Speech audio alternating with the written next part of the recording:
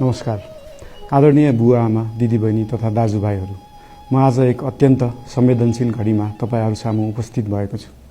केही दिन अघि सुनसरीको देवानगञ्ज, सिराहा लगायतका स्थानमा भएको दुःखद घटना र त्यसपछि केही जिल्लाहरूमा उत्पन्न अशान्त वातावरणलाई लिएर नेपाल सरकार पूर्ण रूपमा गम्भीर र संवेदनशील छ। यस दुःखद घटनामा परि निधन हुनुभएका हाम्रा नागरिकहरू जयप्रकाश मेहता, ओम प्रकाश मेहता र गणेश यादवप्रति म भावपूर्ण श्रद्धाञ्जली अर्पण गर्दछु। साथै शोक सन्तप्त परिवारजनहरूमा नेपाल सरकारका तर्फबाट गहिरो संवेदना व्यक्त गर्दछु। घटनामा परि घाइते हुनुभएका सम्पूर्ण नागरिकहरूको शीघ्र स्वास्थ्य लाभको कामना गर्दछु। घाइतेहरूको उपचारमा कुनै पनि प्रकारको कमी वा ढिलाइ हुन नदिन सम्बन्धित स्वास्थ्य निकायहरूलाई स्पष्ट निर्देशन दिइसकिएको छ। घटना भए लगत्तै सबै सुरक्षा निकायहरूले तत्काल घटनास्थलमा पुगेर परिस्थितिलाई सामान्य बनाउने, थप अप्रिय घटना हुन नदिने र शान्ति सुरक्षा कायम गर्ने प्रयास निरन्तर गरिरहेका छन्। घटनाको निष्पक्ष छानबिन गरी दोषीलाई कडा कानुनी कारबाही गर्न गृह मन्त्रालयले छानबिन समिति गठन गरिसकेको छ। म सबैमा विश्वास दिलाउन चाहन्छु कि यो छानबिन पूर्ण रूपमा निष्पक्ष र पारदर्शी हुनेछ। घटनामा संलग्न दोषी जो कोही भए पनि कानुनी दायरामा ल्याउन सरकार प्रतिबद्ध छ।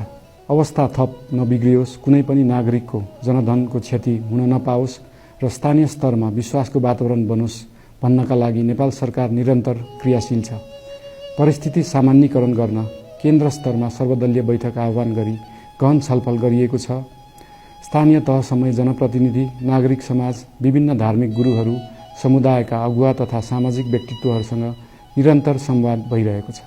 स्थानीय स्थितिको प्रत्यक्ष अनुगमन गर्न, पीडित पक्षसँग संवाद गर्न र शान्ति सुरक्षालाई थप सुदृढ बनाउन गृहमन्त्री स्वयं सो स्थानमा पुगिसक्नु भएको छ। साथै देशको समग्र शान्ति सुरक्षाको अवस्थाबारे गम्भीर समीक्षा गर्न राष्ट्रिय सुरक्षा परिषदको बैठक बसी परिस्थिति अनुसारका आवश्यक निर्णयहरू समेत गरिसकिएको छ। यस्तो संवेदनशील घडीमा सामाजिक सञ्जाल वा अन्य माध्यमबाट असत्य, अपुष्ट सूचना, अफवाह, घृणा फैलाउने सामग्री वा समुदायबीच वैमनस्य बढाउने अभिव्यक्ति प्रचार प्रसार नगराउन अनुरोध गर्दछु।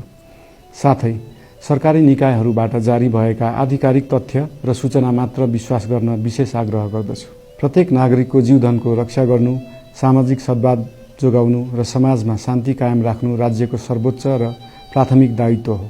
आगामी दिनमा पनि राज्य थप सतर्क र संवेदनशील रहनेछ।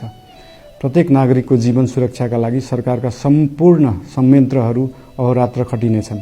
शान्ति सुरक्षा भङ्ग गर्ने, अराजकता फैलाउने वा हाम्रो सदियौं पुरानो सामाजिक सद्भाव, सहिष्णुता र भाइचारा खलबलाउने कुनै पनि क्रियाकलापप्रति सरकार पूर्ण रूपमा सचेत छ र यस गतिविधिमाथि कडा कदम चालिनेछन्।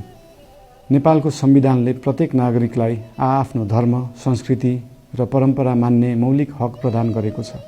यो संवैधानिक दायित्व निर्वाह गर्न सरकार पूर्ण रूपमा प्रतिबद्ध छ। धर्म समाजलाई आपसमा जोड्ने र प्रेम बाँड्ने शक्ति हो। संसारको कुनै पनि धर्म वा संस्कृतिले हिंसा, घृणा र विभाजन सिकाउँदैन। सबै धर्मको मूल सार करुणा, दया, प्रेम र शान्ति नै हो। देशको कुनै एक स्थानमा भएको अनपेक्षित र दुःखद घटनालाई लिएर कुनै सिङ्गो समुदायलाई आरोपित गर्नु र देशका अन्य भूभागमा समेत त्यसको प्रतिशोधको आगो फैलाउनु कुनै पनि दृष्टिकोणबाट न्यायोचित वा न्यायसङ्गत हुन सक्दैन। आदरणीय बुवा आमा, दिदीबहिनी तथा दाजुभाइहरू, हाम्रो इतिहास साक्षी छ कठिनभन्दा कठिन र अप्ठ्यारो परिस्थितिमा पनि आपसी एकता, सहिष्णुता र विवेक नै हाम्रो सबैभन्दा ठूलो शक्ति बनेका छन्। हामी सबैले जिम्मेवार नागरिकको भूमिका निर्वाह गर्दै यो सुन्दर र शान्त नेपाली आकाशमा मडारिएको अशान्तिको बादल हटाउनु पर्नेछ। हम आम नागरिक समाज, धार्मिक समुदाय, सब आदरणीय अगुवा, सब राजनीतिक दल आ जिम्मेवार संचार के माध्यम सबके धैर्यता आ संयमता अपना के शांति, सद्भाव, भाईचारा आ राष्ट्रीय एकता कायम राख के लेल सरकार के तरफ से हार्दिक अपील कर रहल छी। धन्यवाद।